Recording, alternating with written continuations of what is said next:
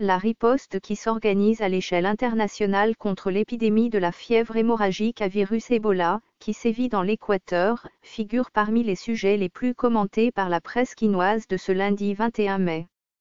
Depuis la déclaration, le 8 mai, de l'épidémie à virus Ebola dans la province de l'Équateur, 26 personnes ont succombé à la suite de cette maladie, 21 cas d'Ebola sont depuis confirmés, 21 autres cas sont probables et 4 cas suspects sont suivis, rapporte le Potentiel en soulignant que pour l'OMS, cette maladie n'est pour l'instant pas une urgence de santé publique de portée internationale.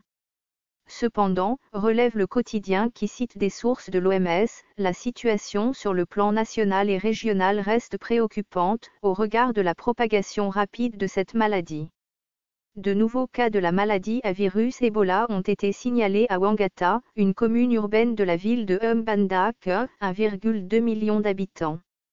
Le journal appelle à l'urgence d'une riposte efficace pour contenir cette épidémie, prévenant que les populations de Mbandaka ont facilement accès à la métropole Kinshasa, une ville d'environ 12 millions d'habitants. Une inquiétude partagée par Actualité.cd.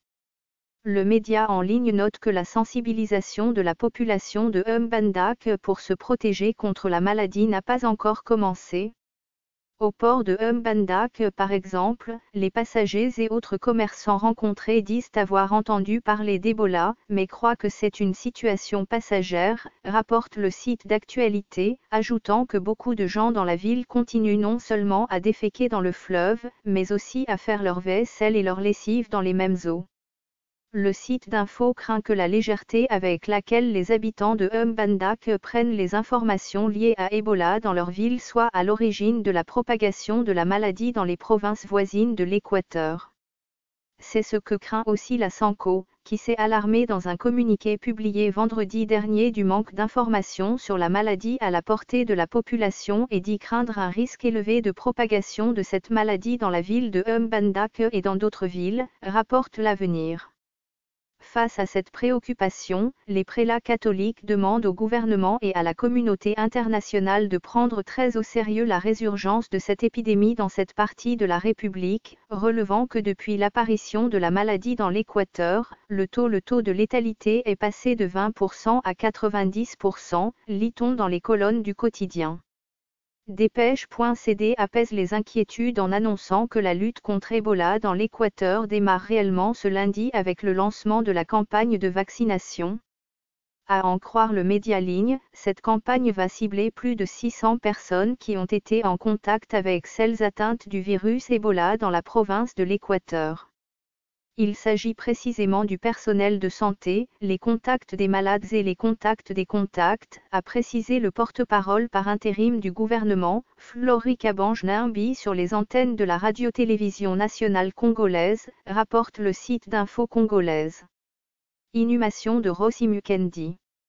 La presse quinoise de ce lundi revient également sur les funérailles de Rossi Mukendi, l'activiste des droits de l'homme tué le 25 février dernier lors des manifestations de laïcs catholiques à Kinshasa. D'après le Phare, c'est sous les balles et gaz lacrymogènes lâchés en désordre par des éléments de la police armés jusqu'aux dents, que l'activiste du mouvement citoyen, Objectif 2016, a été conduit samedi à sa dernière demeure. Le quotidien rapporte en effet que la procession funéraire, organisée par ses compagnons de lutte aussitôt après la messe de suffrage célébrée en la cathédrale Notre-Dame du Congo, a été dispersée par la police aux alentours du nouveau bâtiment du ministère de l'Intérieur, non loin du Palais du Peuple. Selon le journal, les forces de l'ordre ont arraché le cercueil de Rossi Mukendi aux activistes des mouvements et l'ont abandonné à même le pavé pendant plusieurs minutes avant de le placer à bord de leur véhicule 4x4 et le conduire, de manière expéditive, comme ce fut le cas de la dépouille de la chanteuse Marie Misamu, à la nécropole entre ciel et terre.